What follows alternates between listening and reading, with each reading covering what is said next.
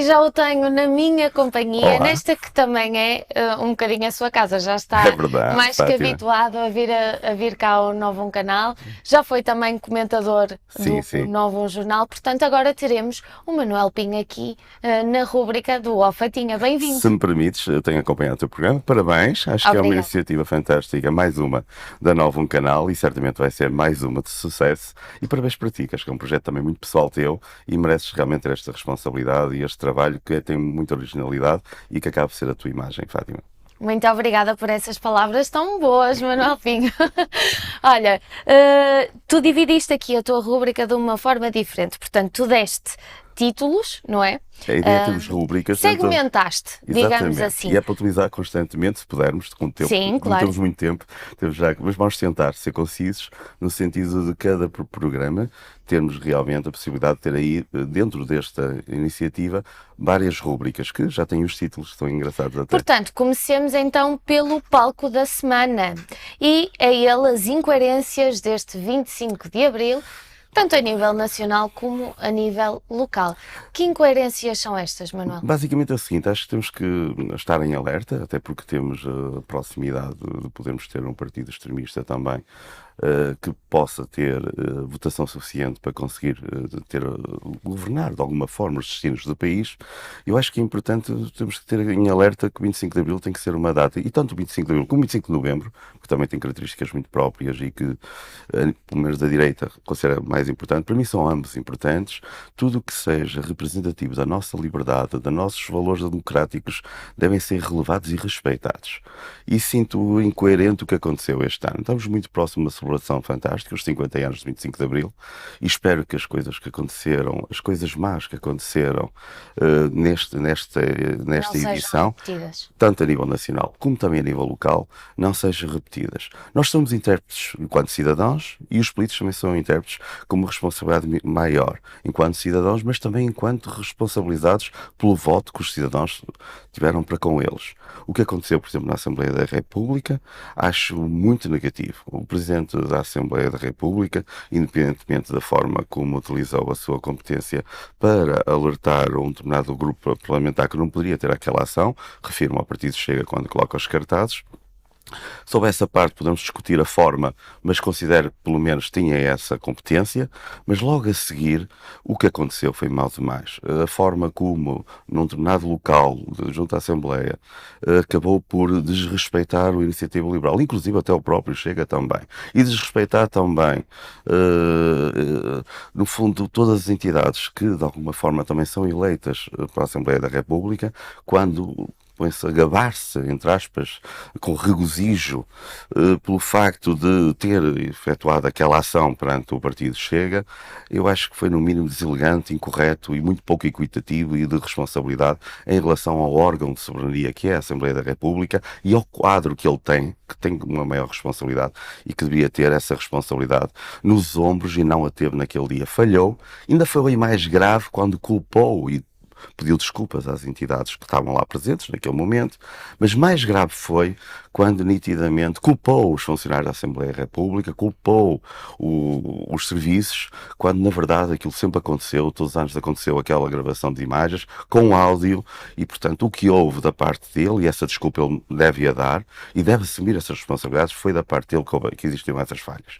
Independentemente disso, eu quero também aqui salvaguardar que o 25 de Abril não pode é um contexto muito nacional e muito próprio. E realmente a vinda de Lula e o contexto conforme foi a visita de Lula da Silva, o chefe de Estado, não foi a melhor opção, porque acabou realmente por dar a possibilidade para um partido, para um movimento e para outros E movimentos. tirar Está-me a faltar a palavra, tirar as atenções também da importância desta data e focá-las um bocadinho também na vinda do Presidente do E Brasil. foi o que aconteceu, acabámos Sim. por ter durante o dia todo sobre aquele assunto, sobre esse acontecimento. A nível local, gostaria também de manifestar a minha tristeza, enquanto cidadão e também enquanto político no Movimento dos Paredes, por não ter nas comemorações de 25 de Abril o Partido Social Democrata. Eu acho que é uma atitude que deve ser repensada por parte desse partido, e é uma Já não é opinião a que eu primeira tenho, vez e que já não é a que primeira acontece, vez, não é? eu acho que isso quando acontece, e quando não percebemos até propriamente as razões, que não tem nada a ver com a cerimónia em si, e até porque a cerimónia em si dá a liberdade desse mesmo partido, com os seus elementos eleitos, que possam ir lá e a dizer de uma forma livre que estão contra isto, contra aquilo, perfeitamente correto, manifestando a sua opinião perante a população, perante quem, os cidadãos que votaram, afastarem-se e fugirem de alguma forma de uma iniciativa como esta. Só dão razão a realmente dois amanhã tenhamos também mais populismos. Isto é uma atitude populista que era evitável em partidos que são mais ao centro-direita ou ao centro-esquerda e que nós precisamos deles e não precisamos deste tipo de atitude. Foi muito negativo o que aconteceu também aqui em Paredes e espero que no futuro realmente seja repensada essa posição de parte do Partido Social Democrata, independentemente das razões. Que se prejudicou a si próprio, no fundo, não é? Ao fazer isto. Eu acho que prejudicou todos. Até o próprio. Ninguém pode estar contente com isso. Temos uma cerimónia, independentemente das razões, numa freguesia importante como Gandra, era a quarta cidade. Ver aquelas cadeiras vazias, sinceramente, foi muito negativo.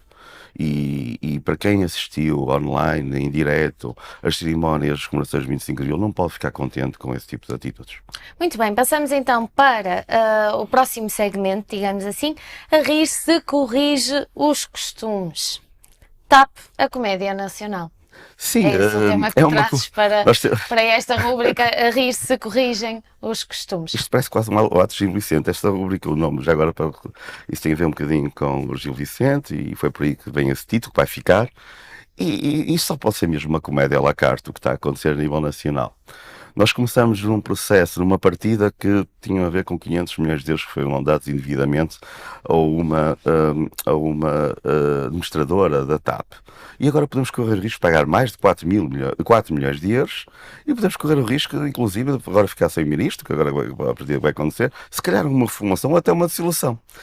Isto todos os dias tem sido uma novela, todos os dias temos. E daquelas mexicanas que duram. A não é? última, então, e é esse ponto de vista, porque não temos muito tempo e temos de ser concisos, é completamente ridícula.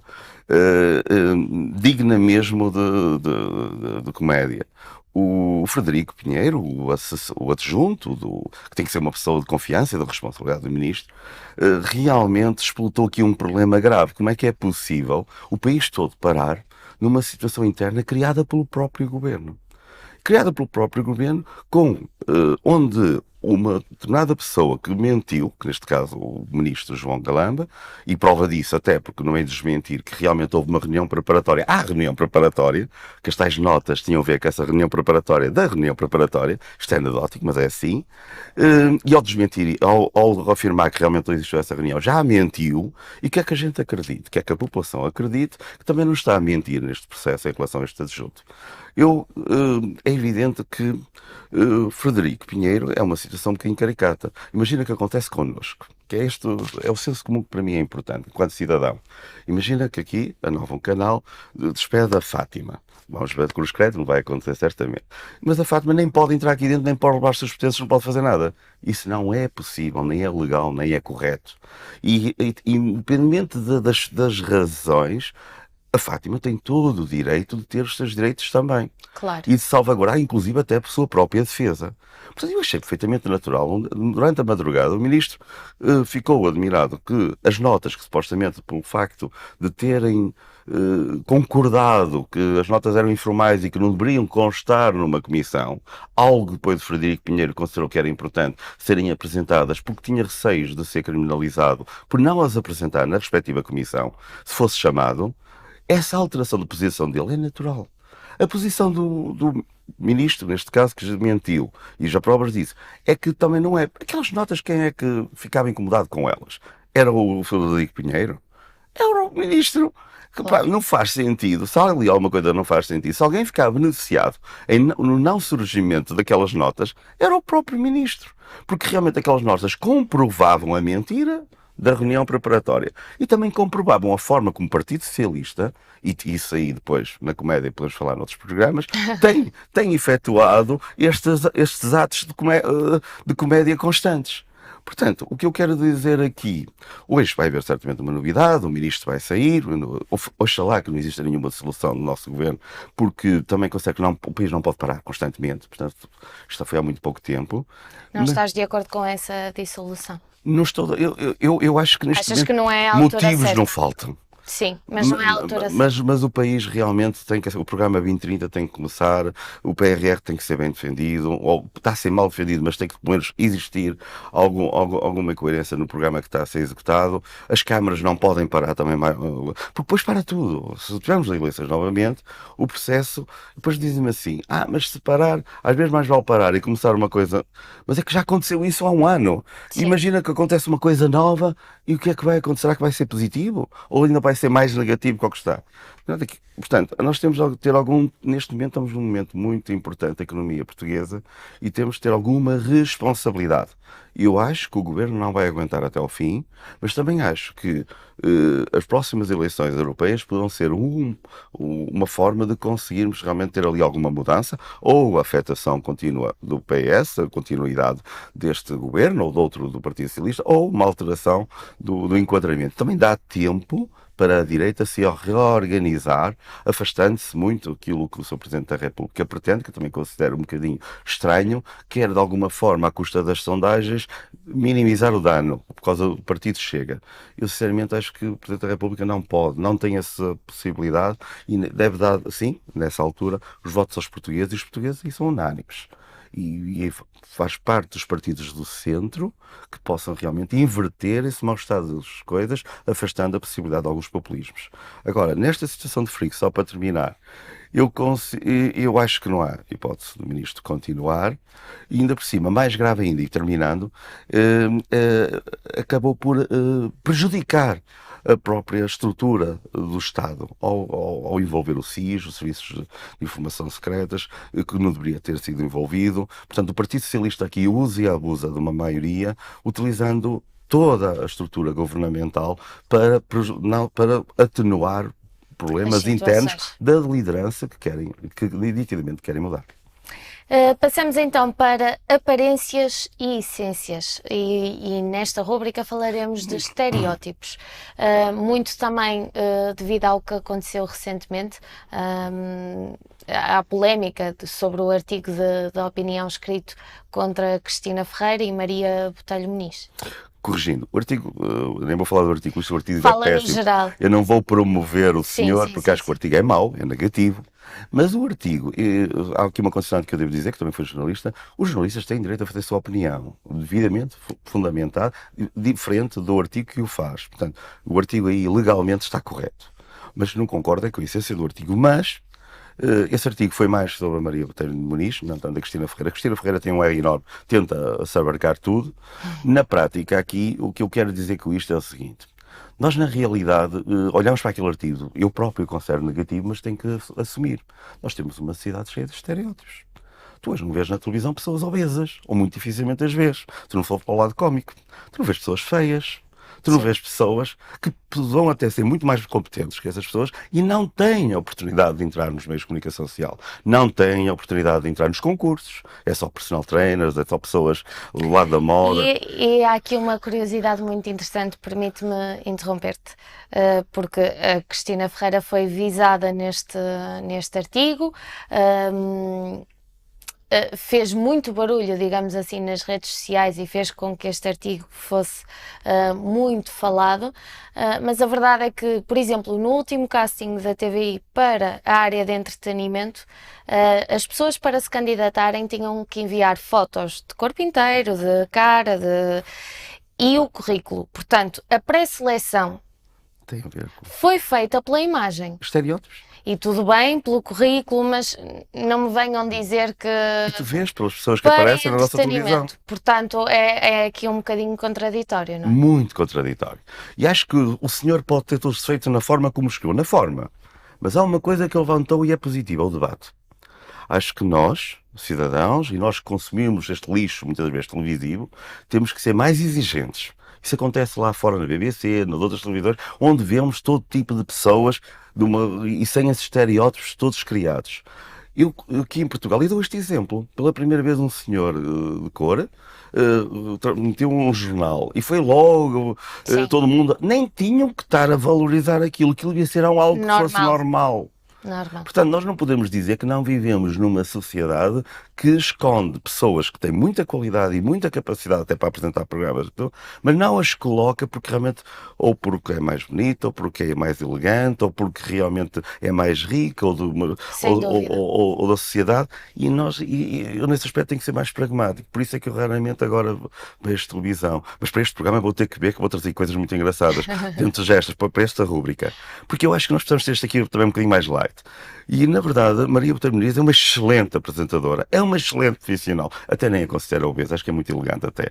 Não, há, não E é acho. muito E é bonita. muito bonita, portanto, acho que também foi mal escolhido o exemplo, mas temos que debater este assunto. Porque nitidamente todas as pessoas devem ser vistas de forma igual e devem e a comunicação social, olha, os apresentadores, as pessoas que vão para o concurso são todos personal trainers ou modelos ou pessoas que estão nas discotecas na noite. Quer dizer, nós chegamos a um ponto, colocamos a nossa cidadania e depois as pessoas não querem ver este lixo. Quando até, ainda mais ridículo ainda, temos um programa na SIC onde só tens mesmo as pessoas da Socialite, que é é um programa do Paulo Inclinado, agora não me lembro agora qual é o nome. Vale tudo. Vale tudo. Se reparares, ainda temos que dar mais ego a essa gente toda, quando podíamos ter gente diferente, gente como antigamente acontecia, e podemos dar a oportunidade a todos poderem realmente estar naquele espaço mágico que é a televisão, porque a cidade só ganha com experiências diferentes.